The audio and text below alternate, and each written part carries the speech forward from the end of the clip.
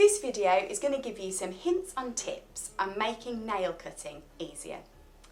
For some children, having to have their nails cut can be a really unpleasant experience.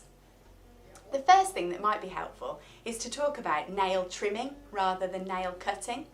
The word cutting might sound a bit scary, so try and using the word trimming might make it seem a less scary experience.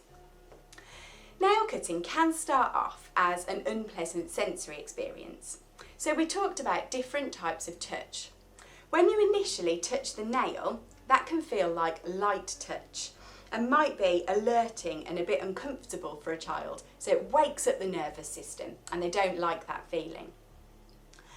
That can then become a learnt behaviour, so every time you go to do nail cutting, children think, oh, I'm not going to enjoy this experience. So one thing you can try is to use the principle of deep pressure touch. So deep pressure touch overrides that light touch sensation.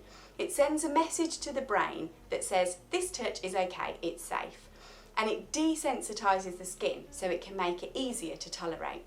So you might want to try, before nail trimming, a hand massage. Turn it into a really pleasant experience. Perhaps you could just try squeezing the hands together and rubbing the skin firmly. Then encourage the child to just gently squeeze each nail. And this is exactly the same for the toenails too.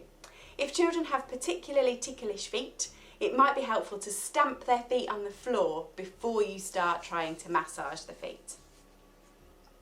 Then just have a go at using the scissors. Explain exactly what you're going to do to the child. Be really patient. Talk through what's going to happen and how long it's going to last. It can be really useful to have a take a break card or a symbol, so children can say, I need a little break from this experience. If it's something they're finding particularly difficult, it might be helpful just to have a little rest and then come back to it.